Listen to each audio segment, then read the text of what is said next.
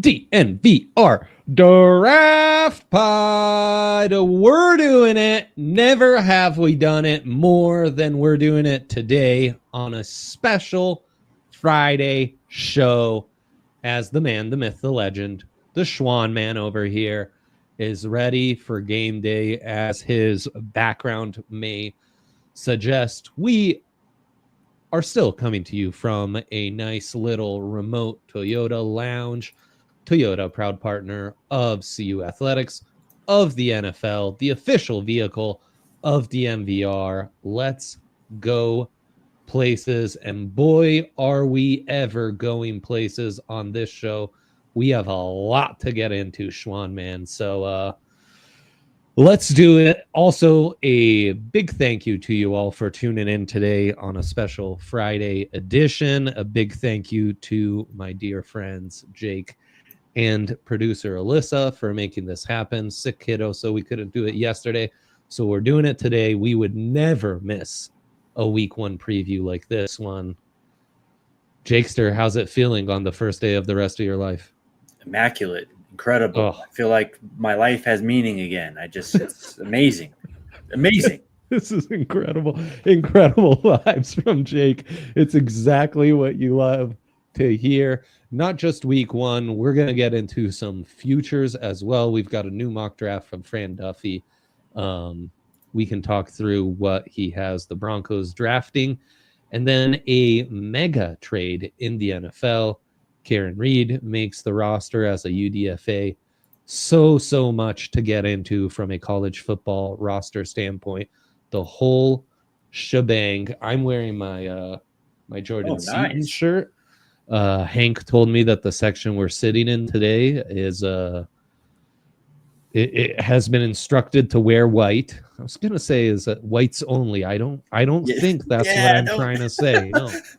So we corrected that. But as always, I love doing I was about to say and then actually spilling out the inappropriate thing that was stuck in my head. Fun one to do with a 7-year-old, by the way. I was about to say, or I almost said. It's usually stupid. Spoiler alert is what I said. Also, I've been enjoying doing. I've got a piece of good news and a piece of bad news. Only there's no piece of good news, and the piece of bad news is like something that's going on with me personally. Like I've got an ingrown toenail or something. So yeah, you keep the kids on their toes. That's what they like. For sure. But that's enough shenanigans for us this morning, Jake, because we have some big boy games. The college football gods have blessed us with some mega matchups, and I would start there because there is much to preview.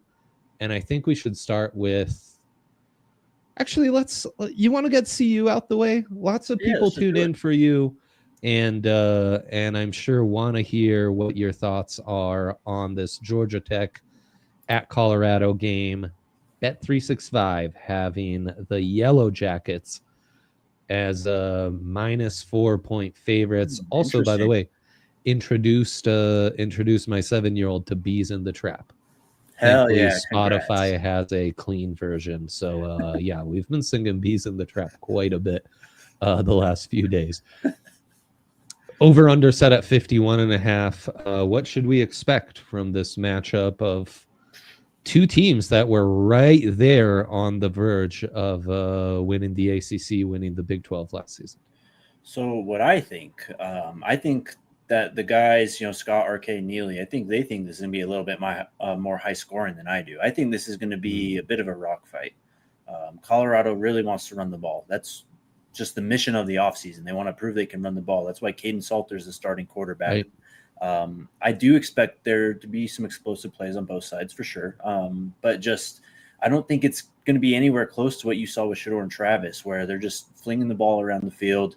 They're going to play, I think, a lot more field position-oriented football. They're going to, again, try and own the clock. I think that would be my strategy going into this game, because I know that's what Georgia Tech's going to try and do. So let's fight fire with fire. Let's limit your possessions as well. And I just think that CU has the more dynamic athletes, and that's what I would try and do. I think that in a 60-minute football game, you're going to have more pop plays than they would.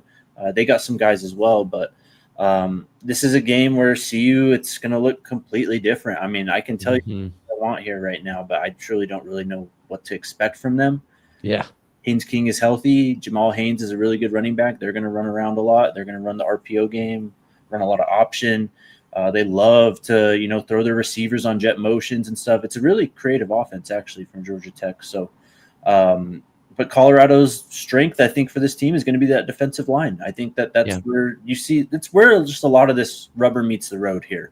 Is this defensive line better than it was last year? Is the running game better than it was last year? Those two things are what we think they are. Colorado wins this football game.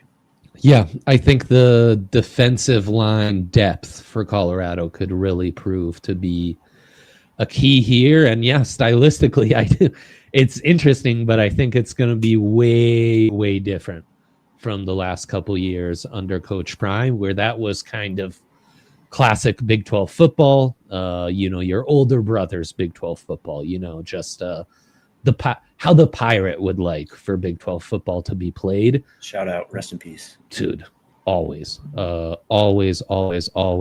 the Pirate flag on this show. This with King and Salter might feel a little more like some old school Big 8 football, the kind of stuff that RK and I grew up, where it's like two running quarterbacks, two teams that are really trying to establish the run game and ground and pound. I think I'm with you on the under. I think 51.5 feels high. That feels like the kind of line you would have set had Shador and Travis still been on these offenses. And I think I like the under, and I think that might be a trend for me week one in these higher profile games. But obviously, Jake and the entire Buffs crew will have you covered on anything and everything Buffs, all the game coverage, phenomenal pregame show with some amazing insights from Uncle Neely yesterday. And, the whole crew will be at Folsom covering things 360 degrees and bringing you a post-game show after the show. I don't need to tell you about that. Let's get into Texas, Ohio State. I think the game of the week, certainly the Saturday game of the week, as we've kind of spread these out. I guess you could make a case for LSU Clemson, who maybe that's the better quarterback matchup right now, but I think Texas Ohio State's the matchup with more talent.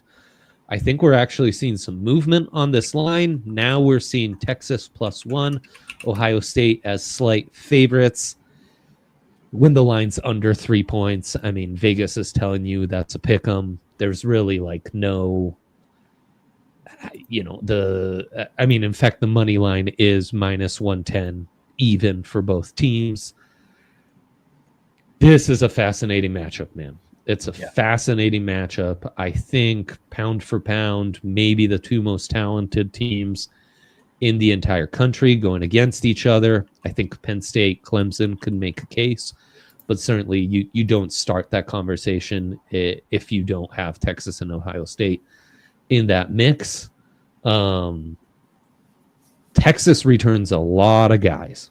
Jahdae Bear and Matthew Golden, the two offensive tackles, Alfred Collins, there are some guys like that went in the top 100 last year, but they're bringing back a lot of guys, and that depth that Sark has kind of been building, I think is really going to show and be impressive, while Ohio State might have the two best players in the entire country on both sides of the ball, and Caleb Downs defensively and Jeremiah Smith on offense. It should be an electric matchup for draft nicks like us. And the over-under set at 47. How do you see this unfolding, Jake? Well, we did get this matchup not too long ago in the college football playoff last year. It's going to look a lot different for sure. Ohio State won that game 28-14. They had 14 fourth-quarter points to really pull away in this one. Sonny Styles, I think, had a massive fumble return in this game too. Yeah. I think I'm going with Texas, man. I think I'm going with the slightly more experienced quarterback. I think I'm going with the more well-rounded team at this point. Yeah. Love Jeremiah Smith and Caleb Downs. Those guys are amazing. It's just Julian Sain in your first career start, that's a big spot for this one.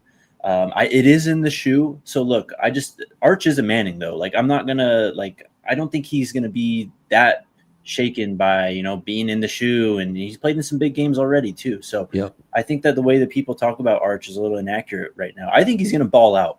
So I'm picking Texas, and I'm gonna kind of start the Arch campaign here moving forward.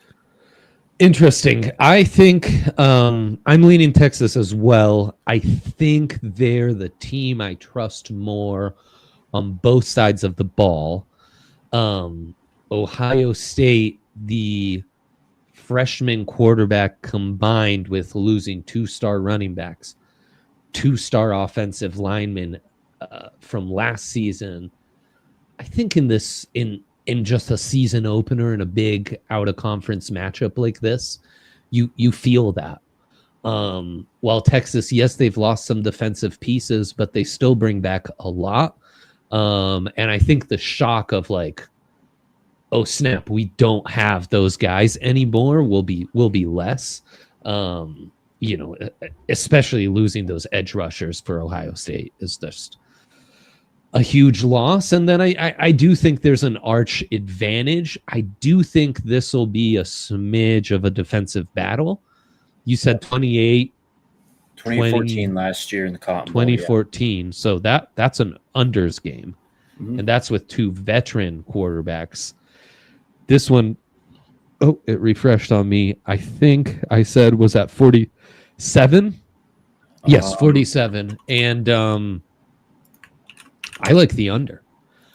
I think these back sevens will keep these quarterbacks guessing. I think there's a smidge less talent at the skill positions, Jeremiah Smith not included.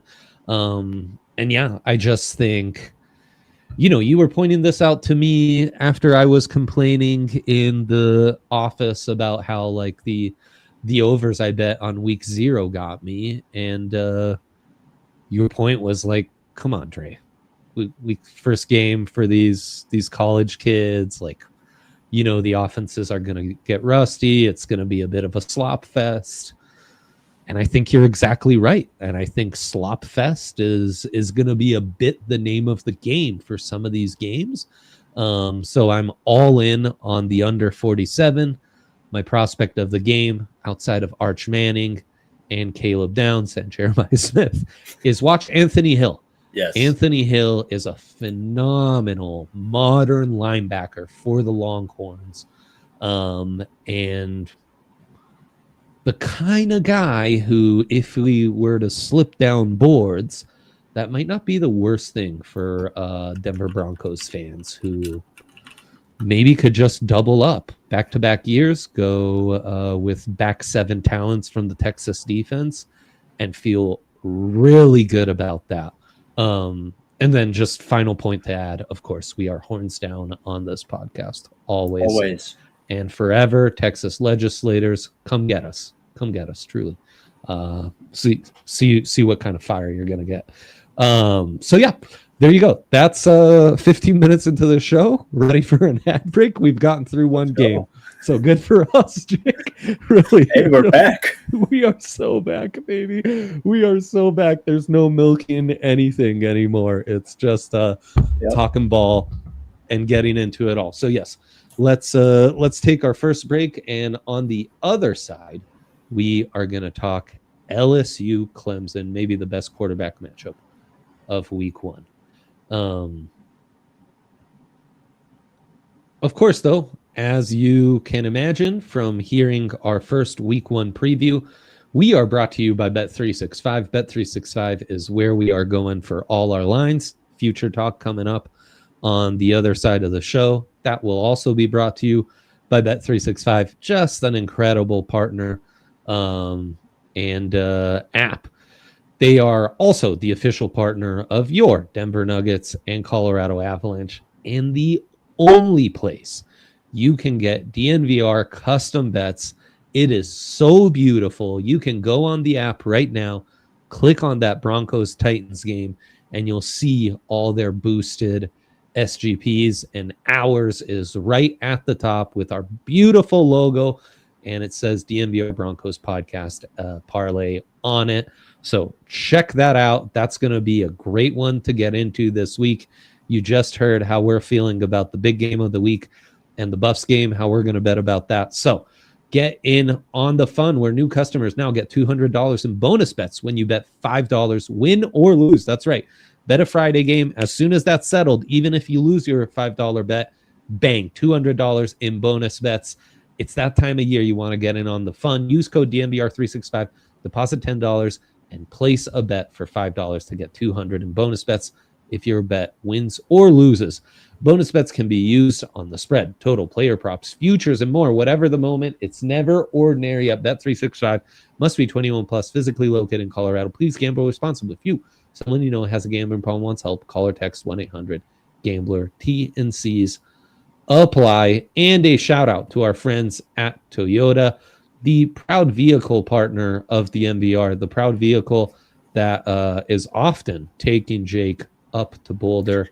Our case Toyota, old we reliable. have a custom one at the tailgate now. We also have a custom one. I mean, you know, some can talk about being a good partner, and then there's Toyota who abides by it. So come check out our custom Toyota. They're the perfect car to get in, drive west, get lost in our mountains, get lost in our beautiful state. So many great options, SUVs, trucks. They're part of Toyota's DNA. Just an infinite amount of all-wheel drive or four-wheel drive cars. The reliability, the customer service, it all just stands out, and it's something that all our colleagues who do drive Toyotas can speak on glowingly. Visit your Front Range Toyota stores at a location near you. AutoNation Toyota, Rappahannock and Centennial, Corwin Toyota in Boulder, Groove Toyota in Littleton, Mountain States Toyota in Denver, Stevenson Toyota East in Aurora, and Stevenson Toyota West in Lakewood. Toyota, the official automotive partner of the NFL and the official vehicle of DNVR. Let's go places. The places we are going, Jake, is LSU, Clemson, a little Nussmeier v. Klubnik. Is that how I pronounce his name? Yes. It's also the Battle of Death Valley. Wow. That's right. Both Death Valleys here in play. Tricky one here, Jake. Tricky one, but I think we're both in agreement on this one. Yeah. At Clemson, Tigers, go Tigers. Though other Tigers, minus 3.5 point favorites. And this over-under set quite high, as you'd imagine, with the veteran quarterbacks we have being showcased here. 57.5. So big boy. How are you feeling? Why is this the year Dabo brings it all back? He's just got insane talent. He's got one of the most, if not the most talented roster in college football. He's got the most talented defensive line in college football. He's probably got the most talented group of quarterback and pass catchers in college football. It's just there's these years that happen for a lot of schools. Colorado kind of had a year last year, right, where all the talent kind of lines up. Yes. All the Ohio State last year, perfect example. Bama 2 years ago, Saban made sure all those guys returned to make a run, or maybe it's the Natty from 3 years ago, but you guys get what I mean. Georgia had a defense like that a few years ago as well too. So this is just what it's going to be for Clemson. I love them against the spread. I love them -4 in this game. I think that they roll. They're at home. I do like Garrett Nussmeier quite a lot, though. I'm very excited to watch him play again. He's good. They have some good receivers, too, that I don't think are being talked about enough. But, geez, man, Peter Woods, TJ Parker. LSU's got to replace a lot of starters, too. It's just unless LSU literally blows me away, I just don't see it. I'm picking Clemson. This is one of my favorite picks of the week. LSU's got some stuff to figure out defensively. I mean, big time. In fact, since Brian Kelly has arrived, they haven't really looked great. Nussmeier probably my favorite quarterback going into this season. Now, for me, not the speculative upside of an Arch or Lenore Sellers, but I think like very reliable and checks off a lot of boxes, even though maybe his traits don't skew elite right now. But, you know, if he has a jump like a Baker, like Joe Burrow did in their final year, then all bets are off. After Nussmeier, though, I'm really concerned with the amount of talent this team has lost. And not totally a Brian Kelly believer. And without spoiling too many of my takes from when we talk futures, in a segment, that D-line, when in doubt, I like a backfield I can trust, and I like a defensive line that can just dominate and do the old boa constrictor analogy, where they slowly just close in on you. And by the fourth, you're trying to get back in the game. They can pin their ears back, and it's over. They force that game-breaking sack, that game-breaking fumble, that game-breaking interception, and the wheels fall off. So yeah, I like Clemson. I'm with you 100%. I think we'll have more Clemson talk here in a second. It's such a big week. We get to focus on just the big boys with all the top prospects here. Let's go to the Monday game, Notre Dame at Miami. Hurricanes, dogs here, +2.5, over under set at 49.5. Where's this being played? Is this a neutral game or is this a... I'll get that info for you here in a second. This is Hard Rock Stadium, Miami. Okay. Are you surprised the Canes are dogs? A little bit. Yes, Same. a little bit. They Same. have the better quarterback, in my opinion. At least the more proven quarterback. Yes, for sure. For sure. But look, I'm not going to completely sell on my Carson Beck stock, man. I mean, he had some still decent performances last year. That game against Georgia Tech, threw 5 touchdowns. Yeah. I mean, he really was the reason why they went as far as they did in that game and held off Georgia Tech and eventually won that game. So I think that, you know, they're going to have some issues. I mean, no Damian Martinez. I think you're going to need to run the ball more than you did last year with Cam Ward when you have Carson Beck now. So how does that look? I love the offensive line. I love some of the pieces on there. Am I a fool if I take Miami? I'm with you as well. I think maybe Notre Dame is the slightly better team, at least in the trenches. I think Miami's got them everywhere else, and Miami's pretty damn good in the trenches. Like, they have some real guys. On both sides. Both sides. Francis Mayoaga on the O-line, Ugalele on the D-line. Similar to what I was saying about Texas, I think Miami was able to bring quite a bit back from a really good team last year on the defense. The offense is a bit speculative, but it's a bit speculative for both, which is where I'm going to lean on the team that has the veteran quarterback who maybe I don't love him as a quarterback prospect going into the NFL, though I'm intrigued. I'm not ready to close the book. I mean, I think we always said in some ways he's just bigger Jake Fromm, but it's a pretty solid college quarterback. And, you know, those guys just have higher floors for you. I mean, Notre Dame's starting, I think, a freshman quarterback. Yes, freshman CJ Carr. Mm-hmm. And Ruben Bain. Some hype. Totally. Ruben Bain on the defensive side, though, for Miami. He might be the best overall player in this game. Yes, exactly. I got confused. Ugalele at Oregon. Yes. Ruben Baines, the star edge rush. Yeah, Cristobal, I still sometimes think of him as an Oregon guy.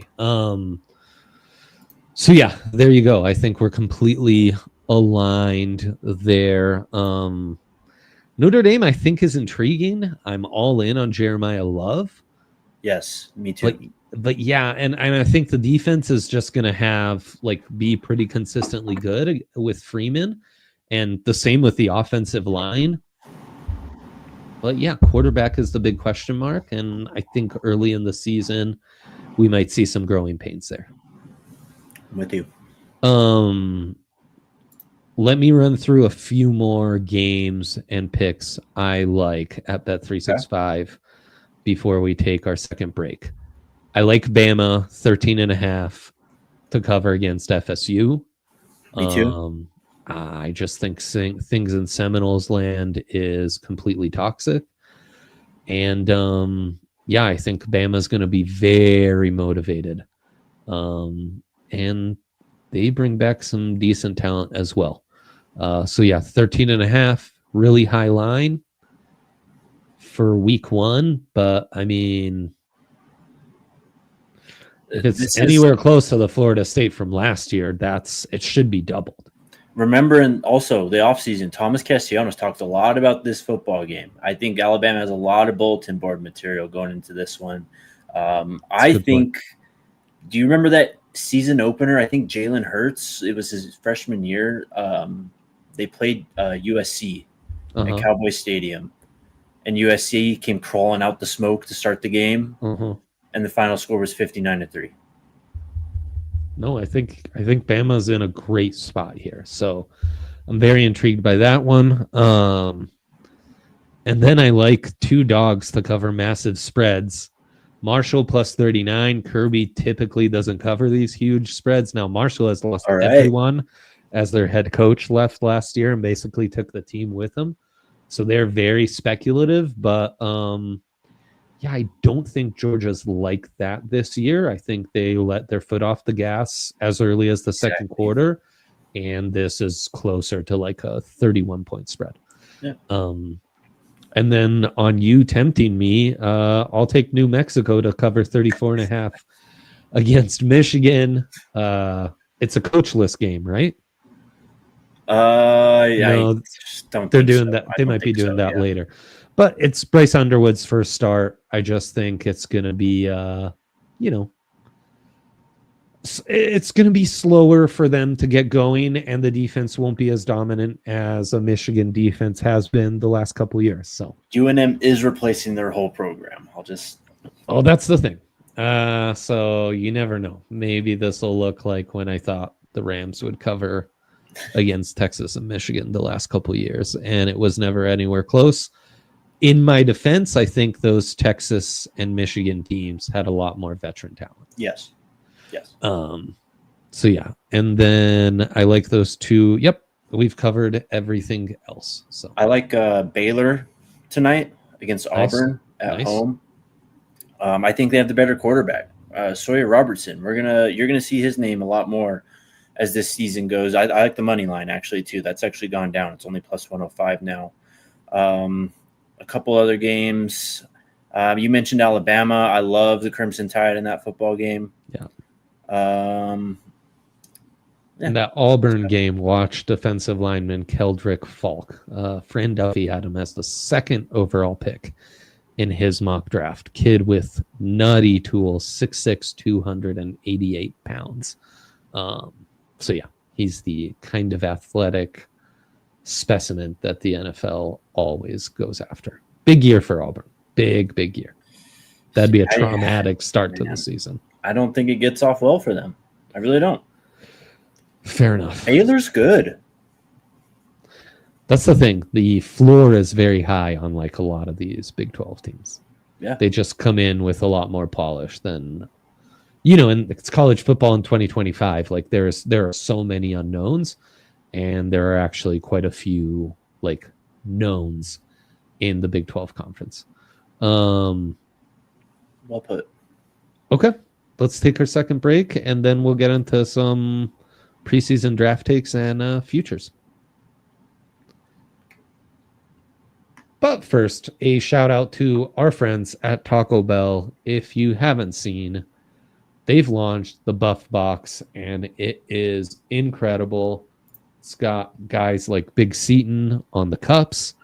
It is honestly an amazing NIL initiative. Look at that from the Taco Bell brand. The Buffs box contains a cheesy gordita crunch, which I hadn't had in eons, and Elite. it's so damn good. A beefy 5-layer burrito, Doritos Locos Tacos, cinnamon twists, always a classic, and a large fountain drink. Also, the only place that you can get some Baja Blast. They've got new Baja Blast Midnight as well, and they've got that in a freezy version too. I call it freezy. Yeah, the cups feature Jordan Seaton, Juju Lewis, Draylon Miller, and Quentin Gibson. So yeah, collect them all. If you are a Buffs fan, limited time only at participating Colorado Taco Bell locations. Should be all around the state outside of some locations in Fort Collins. And then for every Buffs touchdown this year, Taco Bell will donate $1,000 to the CU Athletic Scholarship Fund, which is incredible. So by supporting them, you are directly supporting Colorado athletics. Pick up your Buff Box today at your nearest Taco Bell, and yeah, have yourself a glorious Labor Day weekend. Speaking of Labor Day weekend, all sorts of amazing stuff going on at the DNVR bar, outside of the DNVR bar, DNVR events in full effect right now. A glorious Buffs tailgate on campus tonight before the game. I think that starts at 4. If you're in Denver and you're not going to make it to Boulder, going to be a lit watch party for the Broncos week 1 next Sunday. I mean, college football, NFL, you name it. The DNVR bar is going to have you back covered. We are so back. And then, I mean, it's tailgate season. Buffs, Broncos, you name it. Rams watch parties, the whole shebang. If you're a fan of our local teams, we have you covered from all sides. So yeah, check it out, ddnvr.com/events to see all the latest events we've got coming up and get in on the fun. We would love to see you. We'll both be at the tailgate tonight. So come check that out. Okay. Real quick, Sunday and Monday, I like South Carolina -7.5 against Virginia Tech. And then I also like North Carolina at home against TCU on Monday night. Yeah, I don't know enough about Virginia Tech.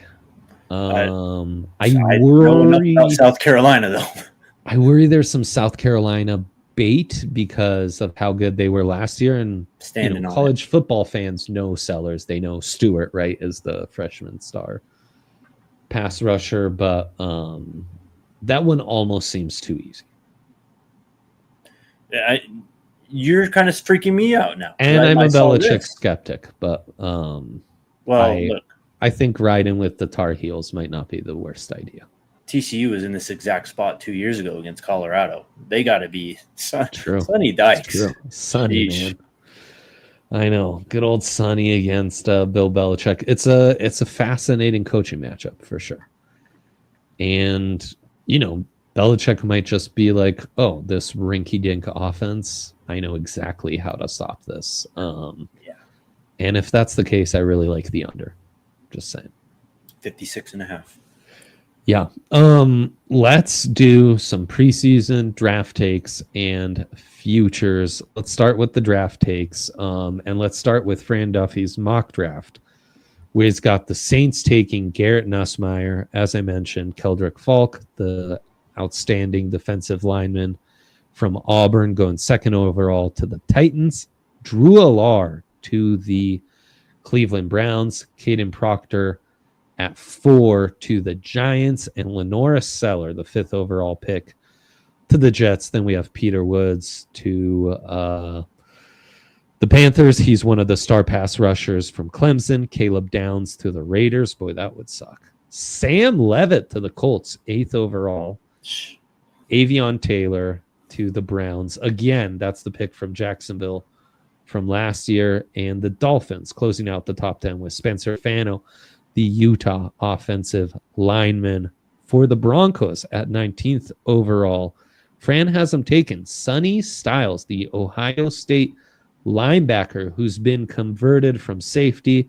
Fran has a great breakdown. He says, when I think of Sean Payton's best defenses in New Orleans, he always had a linebacker with versatile skill set that could be used in a variety of ways. And that's Styles, a freaky athlete as a converted safety. The young senior is now in his second season as a full-time linebacker.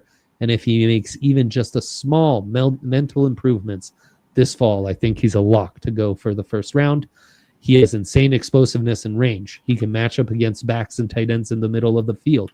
He would be an awesome blitzer for Vance Joseph from depth. He checks a ton of boxes for what the Broncos have typically looked for and would help maintain the Broncos' identity as one of the top defenses in the NFL. Jake, Broncos needs, draft hot takes, biggest standouts to you from this mock draft, whatever direction you want to take us in. The floor is yours. Yeah, quite a bit here. Let's start with the quarterbacks first off. I mean, the Nussmeier thing, you're going to see this a lot with New Orleans, no matter where they end up, because that's where his father coaches. He's the offensive coordinator there. So you're going to keep an eye on that one. Drew Allar, I just don't see it. I can't picture him being the third player to walk across the stage to shake Roger Goodell's hand. And Sam Levitt at 8, and Fran even leads that up with in the Sam Levitt breakdown. He says, that said, truthfully, I hope he returns to school for 2026 as well after putting a starting grade on him last year. I do love the excitement of this quarterback class. I just don't think we're going to get anywhere close to where we were 2 years ago with that class. I think at least 2 or 3 of these guys are really going to disappoint, I think this quarterback class is probably closer to last year's quarterback class, where we might elevate it and get excited from a media standpoint, and then it falls a smidge flat on its face, especially if Arch doesn't declare. Which also I'd add, the trend with the Mannings is they like to kind of establish where they're going. Yes, they stay in school, but they also want to pick their landing place. And if there was an appealing landing place in the top 3, or even drafting first overall, that could maybe change some things. But yeah, I think it's a really speculative quarterback market right now. It kind of is at a lot of positions. I mean, I think this new era of college football has altered the draft to where there are a lot more unknowns coming into a season than in years past. And maybe we will have those a year once in a while where it's no, all these guys came back and they came back to get that bag from college because NIL made it so they come back. And we feel a little more certain about some of the talents. That's not this season. There's a lot of guys I like, but not a ton that, I'd pound the table or bet my life on. I just point out a couple guys that aren't too high on this mock that I really like. Jordan Tyson is a wide receiver. Yes. Fran has at the end of the mock. I really think Jordan could be the best wideout in the entire class. I think last year, you can't even call it a breakout year because he already had that phenomenal freshman season at CU. Yeah. But to do that just 1 year removed from the ACL injury was all just a bonus. What he could do this year, 2 years removed from that, I think could really be electric in a Kenny Dillingham offense with his quarterback returning. And in a conference that's not going to have a ton of lockdown cornerbacks to go against. And he's so versatile, and he brings the special teams added value as well, which is huge. I mean, we've seen how much a coach like Sean Payton values that. He's got Jeremiah Love going 14th overall to the Cowboys with their first pick in the first round after the Micah trade. That'd be a risky one. And also, there's a lot of edges in this class. Yes, there are. Also, I think Jeremiah Love, to me, could be that rare running back that does crack the top 10 and kind of shocks us all. That would be back-to-back years. Who was Yep. the big running back this year? A player named Ashton Genty. Oh, duh. Completely blanking. Wow, the disrespect. But I guess aligned with the theme of this podcast, that's just fine. I think Jeremiah Love could go really high, though. That's where me picking against Notre Dame has me a bit skeptical, because this kid can do just about anything. I'm really high on Anthony Hill, and I was surprised to not see him very high at all in this mock. In fact, if I'm not mistaken, he's not featured in the first round at all. Anthony Hill, number 0 for the Texas Longhorns. I think he was on Fran's first mock. Get on the Anthony Hill train right now while you can, because he is absolutely outstanding. And I thought it was fascinating that Kenyon Sadiq, the Oregon tight end, is 16th in this mock. He will be a really, really fun prospect to study. He's only 6'3", 245. But that tells you the kind of weapon he could be if Fran thinks he could be a top 20 pick and have this kind of breakout in just one season. Oregon's going to be one of the funner teams to watch for draftniks like us, week in, week out. To go back to Jordan Tyson real quick, I think this could be a situation closer to Johnny Manziel, Mike Evans, as opposed to Joe Burrow, Justin Jefferson, where I think he's a way better player than Sam Levitt. I mean, just at their respective positions. So Jordan Tyson is legit. TJ Parker at 11 is kind of crazy to me. I think he's a insanely productive player, obviously, first off, but I think that he's going to have a massive year. He could be edge 1. He's probably edge 1 for me going into the season. Yeah. But also, again, the edge class, David Bailey, look out for this guy, man. He was at Stanford. He's at Texas Tech now. He's going to be a problem. He was really high on this mock. He was, what, 12th overall? He went 12th overall. TJ Parker just went 11th overall, right ahead of him to the Patriots too. So, and then I also love Jeremiah Love, similar to you, man. I think that he can get in that Ashton Genty range of last year, and I think that there could be some people who like Love more as a prospect. Just look at the schedule, look at the quality of play.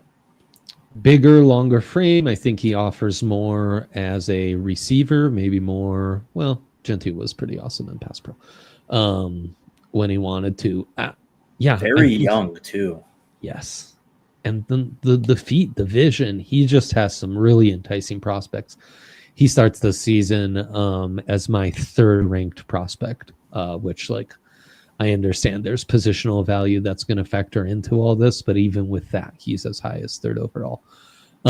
I think it's going to be a wide open year for edge and offensive tackle because there is so much talent. And I think it's going to be a wide open year for wide receivers where there's no established top talent. In fact, the established top talents in college football are guys who aren't eligible this year. But I think there's just a lot of talent that we're maybe undervaluing coming into the season. Yes. Starting with Jordan Tyson. I think Zachariah Branch at Georgia 100% has the potential. The former USC star freshman kind of didn't do a ton as a sophomore. Could just have a massive breakout year. I mean, a Reggie Bush type electric all-world athlete. Just put the ball in his hand and magic is going to occur. And I think Georgia's positioned nicely to really use him. Now, you worry about that passing game, but he's such an impact player in the return game. Just even out the backfield, find ways to put the ball in his hand and make him make plays. And then Jacoby Lane, who was like one of the leaders in the country in receiving touchdowns last year. He's a big wideout at USC. I think he could be a pretty special wide receiver and the kind of wide receiver that the NFL really likes because of his size. And honestly, man, like I think it could be a running back class that surprises us more than we think because you've got that duo at Penn State. Right. I'm really high on Katron Allen. Jonah Coleman at Washington, I think, could be fascinating. Jaden Ott now at Oklahoma could be the Damon Martinez. Mekhi Hughes, the UCF, right, to Oregon veteran running back who's Tulane, Yeah. yes. Could be a real beast. Le'Veon Moss at Texas A&M in a really fun backfield. Speaking of Texas A&M, at wide receiver, Kevin Concepcion. Look out for that guy. He was a monster at NC State the last couple of years. If Marcel Reed can get him the football, this guy's going to put himself in the first-round conversation too, I think. Right, and I think Reese could really play a big part in Moss having a massive season. Like, that could really be one of the most electric running games in the entire nation.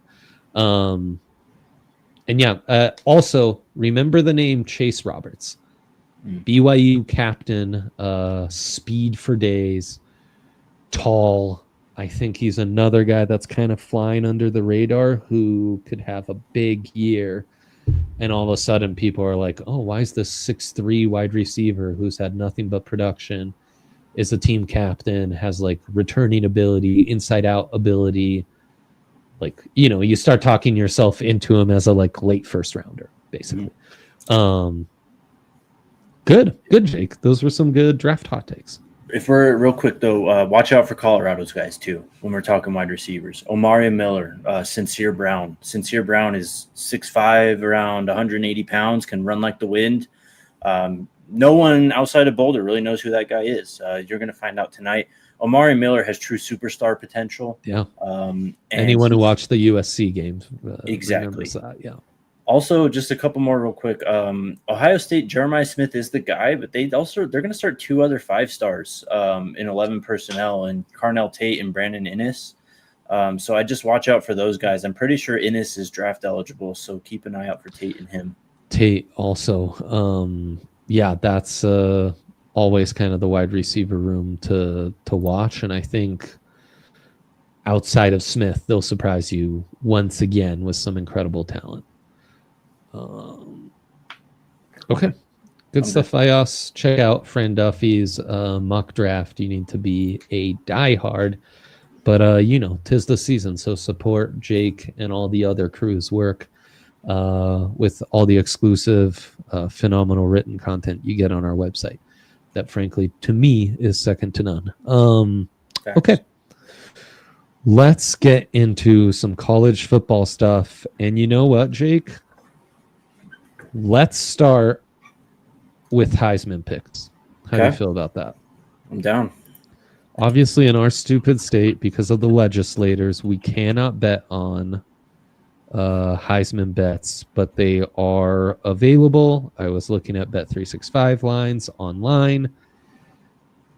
Arch, Klubnik, Nussmeier, very high. I think Arch, Klubnik have enough talent around them to where that'll all kind of monopolize, like eat at itself, and take away some of their shine. And I don't think Nussmeier's LSU Tigers will have enough team success for him to be a legit Heisman candidate. Then you start seeing the freshman quarterbacks, the CJ Carrs, the guy starting at Ohio State, Ty Simpson, even Bryce Underwood some places. I don't think that's great value. You have to be so special as a true. You literally have to be Jameis Winston or Johnny Manziel. Yes. And I'm hyped about Bryce. I think he's going to be pretty good, but that's just, call your shot. If you feel it, go ahead and, throw the money on it if you can, if you're outside of Colorado, obviously. But it's just like, I like John Mateer. I think that's a very intriguing bet. I think he's around plus 2,500 on Bet365. Yeah. They are people what Mateer does, where he's at. Yeah, so he was at Washington State last year. Yes. And played pretty well. 65% completion, 3,139 yards, 29 touchdowns to 7 interceptions. But he's also sick as a runner. He ran for 800 plus yards last year, had 15 touchdowns on the ground. Oklahoma, they really haven't had a quarterback. Jackson Arnold was not he never lived up to that 5-star billing. That's one reason why I have Baylor tonight too, is because he's the starting quarterback at Auburn. But he's going to go in there, and I think he's going to make a lot of noise. He's obviously going to be in the SEC. He's going to have this massive opportunity with some big games, some big upsets. And he's the type of mobile dual threat in the SEC that we've traditionally seen that's going to give a lot of these teams some problems. I don't know if he's going to lead Oklahoma to the Natty in a undefeated season, but he's going to make the Sooners a lot more fun to watch than they have been the last 2-3 years. Yeah, him and Ott are both intriguing dark horses for the Heisman. I think Jeremiah Smith, who you can get in the plus 1,000 range, is really intriguing. I think Jeremiah Love, who you can get in the plus 2,000 range, is really intriguing. And I think it could be the rare back-to-back years where we see the top Heisman candidates maybe not be quarterbacks. We also just talked about him in our our draft heart takes, but Marcel Reese, everyone's high on these unknown freshmen. DJ Lagway is a guy you can get. What if Marcel Reese surprised us a little bit? And because he's electric, man. He already has the big upset. I think A&M has as good a chance as LSU. Maybe not quite Georgia, but next tier, like a better chance than South Carolina to make some noise. And so in that sense, Marcel Reese could be hanging around and be a real name for a minute here. Here you've got Wayne in the Toyota chat saying that. Totally. Yeah, the college playing experience, you can put Salter and Sellers in that combo as well. Yeah. And same goes for Carson Beck. I think it'd be too rich to say that he's a Heisman contender, but there's something there. Yeah, I wouldn't burn that on Carson Beck. I wouldn't either. I don't think it's Miami's year either. Yeah. I love Lenore. Lenore Sellers is probably my favorite of the top 5 favorites, though. I mean, dual threat player, obviously in the SEC. I know, but does South Carolina have enough juice to make him a real Heisman finalist? So what do you think you have? Colorado won it with 9 games last year. Yeah, that's the other thing is Colorado and Boise State coming into the season last year. You would have easily said the same thing, but those were the top 2 candidates. I don't know. The Heisman's just it's different now in this playoff era. You know what I mean? Especially really since 10 years ago when I was growing up, when the RG3s and the Johnny Manziels of the world were just oh, this guy's just so much fun almost. Right. We give it to him type of thing. Yeah, I think 9 wins is the minimum. I think so too. So if you believe South Carolina can pull that off, then yeah, I think you're in a good spot. Okay, Jake. Natty picks, man. All right. You want me to go first? Yeah, go ahead. Clemson, plus 1,000, fifth highest favorite on Bet365. I think they have one of, if not the best rosters. You got a veteran quarterback. You have weapons on the outside. You got pass rush. You got corners. It's just really, it's all on Cade Klubnik's shoulders. And I think that he has it in him to kind of make that jump, to really kind of, if you still are a big critic over the last 2 years, to silence you, honestly. I think that I want to see him run a lot more too. Yes. Come on, man. Just use your athleticism. I think you could help out the team a lot there, especially because, I don't know who the running back is, but it's probably one of the weaker positions on this insane roster. Yeah, you lose. It's cakewalk. Give me Clemson. That also helps. I'm completely aligned. I think conventional thinking would be go with an SEC or Big Ten team. And maybe Oregon at plus 1,200 would have me intrigued if that was the case. But yeah, I agree with every single thing you said. I also think it's the trend for years now, whether it's Penn State surprising us and going far last year, or Ohio State winning it all, or Michigan winning it all, or Georgia and the run they've had, and Bama and the runs they've had. It always, always, always comes down to the defensive lines. And we are just such believers in this Clemson defensive line, in these two guys they have, Peter Woods, TJ Parker. You can't double one of them. And then all the experience they bring back at quarterback, like a wide receiver like Antonio Williams. You know, we listed off so many kind of dark horse wide receivers. We didn't even talk about Antonio Williams. But last year, the star freshmen were Jeremiah Smith, Ryan Williams at Bama, and Antonio Williams at Clemson. Now, Antonio Williams was the one guy who wasn't a true freshman, and he's maybe more of a slot guy. So we're treating him as slightly less elite. I think they bring back maybe all starters on the offensive line. Certainly Blake Miller, the right tackle that I liked quite a bit. And, you know, it was easy last year to kind of be like, they're losing veteran guys like Andrew Makuba to Texas. Like the end is near for Dabo. Now it's more like, no, I think they've figured some things out. That defense hasn't really dropped off since Venables left. Yeah. You know, and it's actually kind of carried the team. Yep. Yeah. Oh, 100%. The offense has been the problem. And I think the offense has enough talent and the ACC is weak enough to where I think that's the best value bet. Now, the playoffs, anything can happen in one game. Right. But yeah, I really like Clemson. And I think maybe my other dark horse would be Oregon at plus 1,200, which also Dante Moore, you know, I think maybe is a dark horse. Heisman. Sure. Yes. Yeah. And I mean, it's a crazy bet, but outside of the top 10 teams, I might be intrigued by A&M at plus 3,500. I'd also be intrigued by Florida, right around that range. Yeah. Yep. I think there's something to that. So that's where I'd go. We kind of talked through all our Power 5 or P4 rather winners in all the previews. So yeah, I think we're kind of covered, Jake.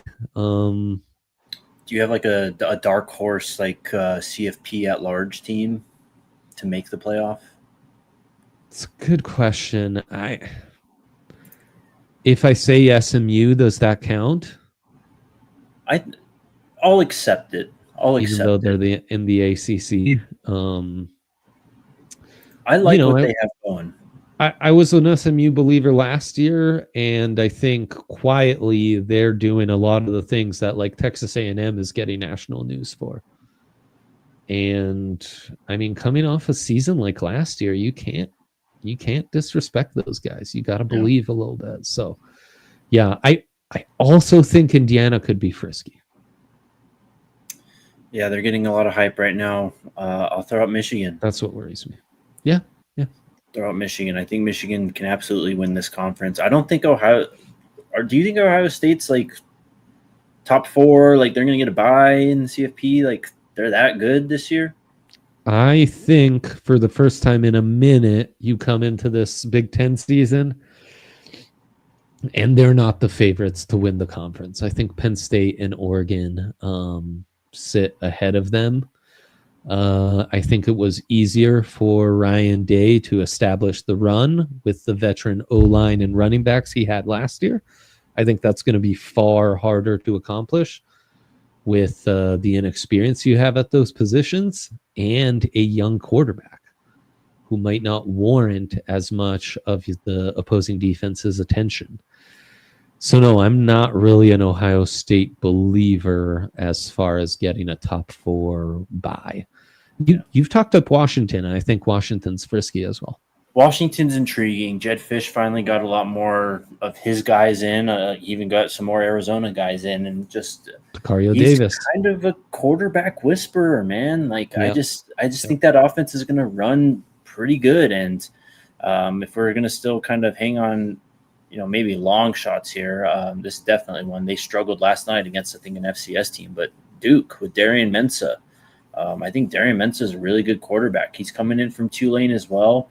and he's put up a lot of numbers. I just watch out for them. I mean, who knows? We've seen 9-3, 10-2 teams sneak into title games before. Yeah, 100%.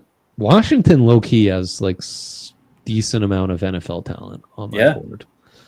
Between Denzel Boston, Tacario Davis, Jonah Coleman, if he can get the quarterback right, they'll definitely be cooking with gas there. Wow, Jake, it's here. Our final preseason show is in the books.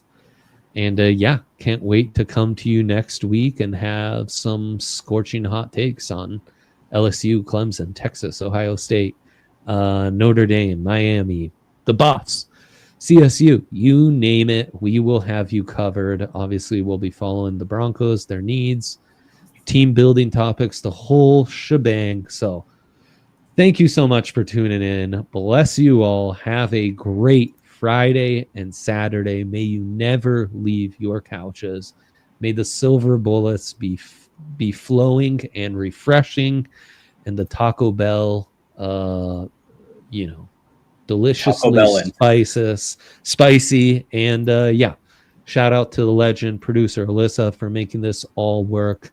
And shout out to you, Schwan Man, and of course, follow Big Hank, follow J Mike as they have you covered on all things Rams and Broncos as well. Until then, have a great long weekend. Much love to you all. We out. We all silly like the mayor.